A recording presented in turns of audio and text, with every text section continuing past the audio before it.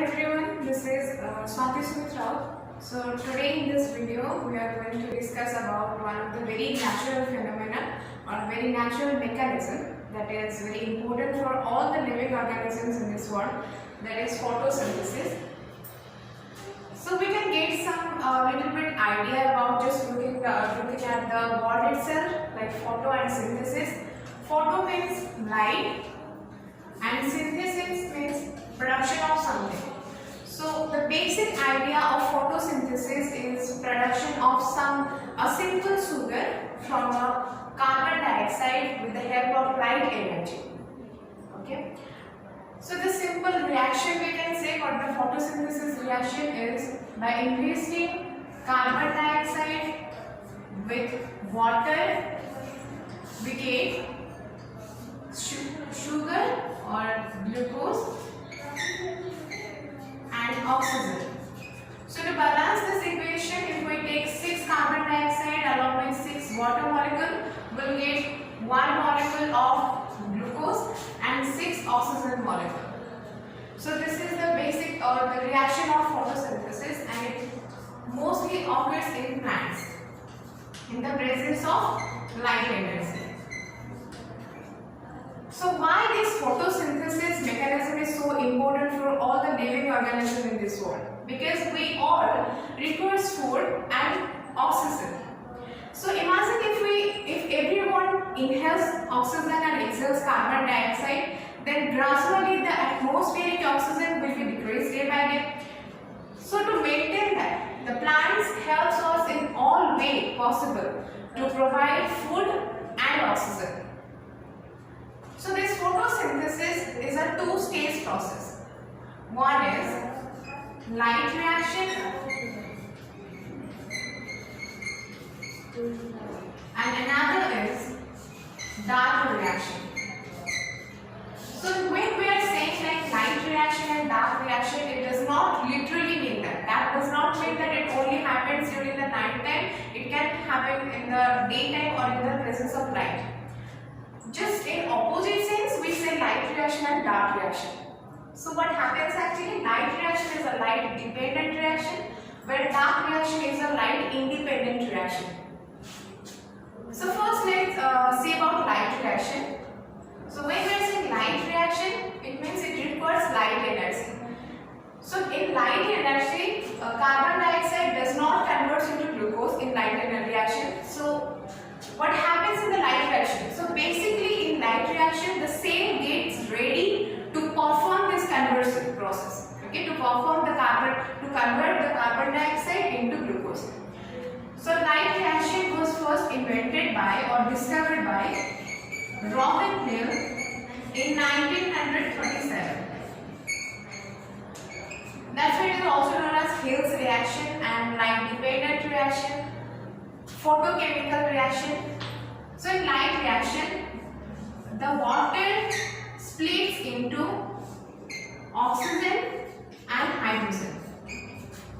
The water splits into oxygen and hydrogen. So this splitting of water requires a lot of amount of energy. That's why, and the energy resource is sun. So the energy coming from the sun is as photon.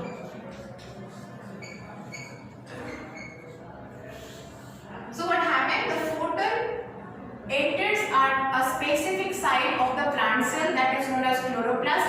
Even inside the chloroplast, it hits at the specific site, that is thylakoid of grana. So here it excites the electrons and it gets at the higher energy, and it splits the water into oxygen and hydrogen. As the end product, we get ATP and NADPH. So now the question is why this light reaction is so important, like why light reaction is required. If there is no conversion of carbon dioxide to glucose, then why light reaction is so important? Because there are so many cellular processes they are taking place in the plant, but all the cells cannot use the photon as a source of light or as a light energy.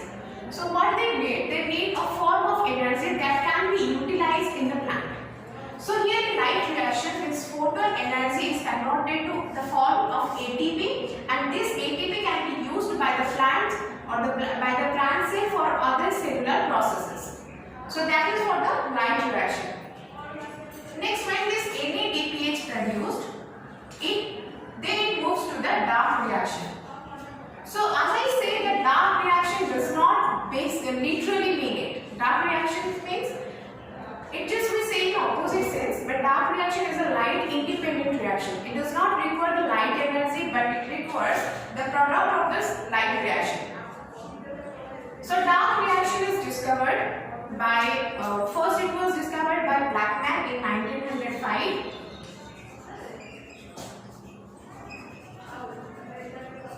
In 1905, but again it is also described by the Marvin Kelvin, so it was known as Kelvin cycle, that is in 1950. Okay, M. Kelvin in 1950, that's when he was awarded with Nobel Prize in 1961. So what happens during the dark reaction? It is actually the phase of reaction where the carbon dioxide converts to the glucose. So here the carbon dioxide converts to glucose. So here carbon dioxide acts as a raw material and it is found in the plant body as a 5-carbon containing compound. And here in this process, this carbon dioxide converts to glucose with the help of some energy, that is ATP and electrons. And these electrons are donated by this NADPH, that is the product of light reaction. So this dark reaction is initiated with the help of an enzyme that is called rubisco. Ribulose 1,5-bisphosphate carboxylase and oxygenase. So rubisco is the most important protein or enzyme found in this planet. And it is a bifunctional enzyme. That means it can act as carboxylase, also as oxygenase. It has the ability to bind with carbon along as well as with the oxygen.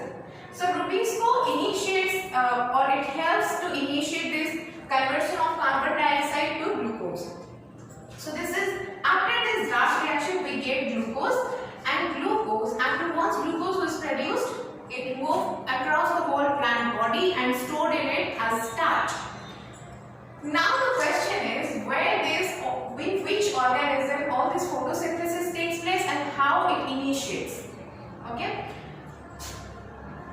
So this process mostly carried out in all those organisms which have a photosynthetic pigment or specific pigment, that is called chlorophyll. Okay, that is called chlorophyll. All those organisms which does not have chlorophyll cannot have the sunlight or convert it to the chemical energy or synthesize the glucose from carbon dioxide, or if you cannot fix the atmospheric carbon dioxide. So if we look at this reaction, it looks so easy, right? Take some take 6 molecules of carbon dioxide and water molecule, then we get 1 molecule of glucose and oxygen. But we cannot make it on our own because it requires a high amount of light energy. Okay, and these energy source is the sun. So to trap this sun solar energy, they have a specific site. This chlorophyll have a specific site, or the plant cell have a specific site, that is known as light harvesting complex. Light harvesting complex includes antenna pigment and some reaction center. These antenna pigments are this chlorophyll. It receives certain wavelength of light and then it excites the removal of electron at the higher energy level. Once the electron removes at the higher energy level, it then lowers down or it transfers to the lower energy level and it returns back to the exciter NADPH. Once it gets into NADPH, it moves forward to the dark reaction. Okay. So basically, if we see the light reaction, it is a whole of electron transport chain or electron transfer system where the water acts as electron donor. Every time when an electron removes from water, it splits into oxygen and hydrogen. So from the first stage of light reaction we get oxygen, and from the second stage we get glucose.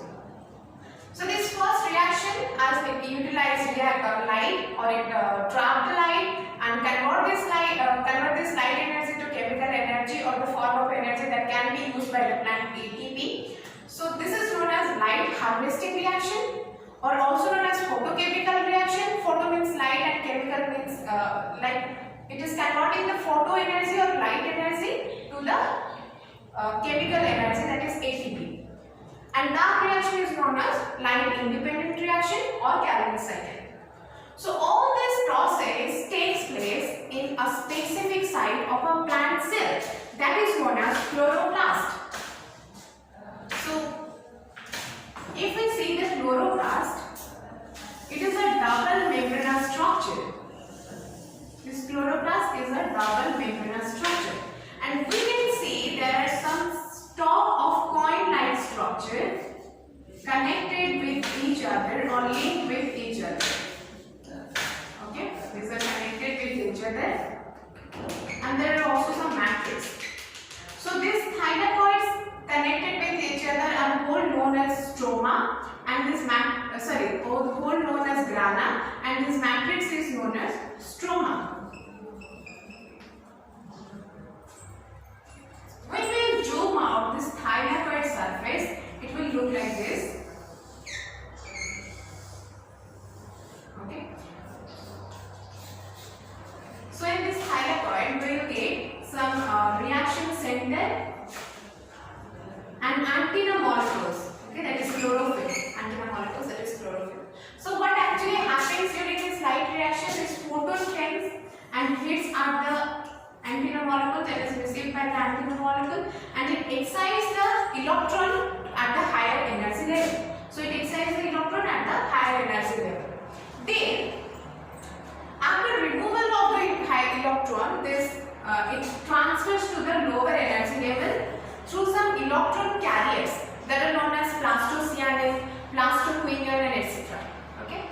After it coming to the, and then it return back to NADPH and produce some ATP, and every time water splits into oxygen and hydrogen. So it releases oxygen and production is NADPH and ATP. NADPH acts as the electron carrier in the dark reaction. So after that, NADPH move further to the dark reaction.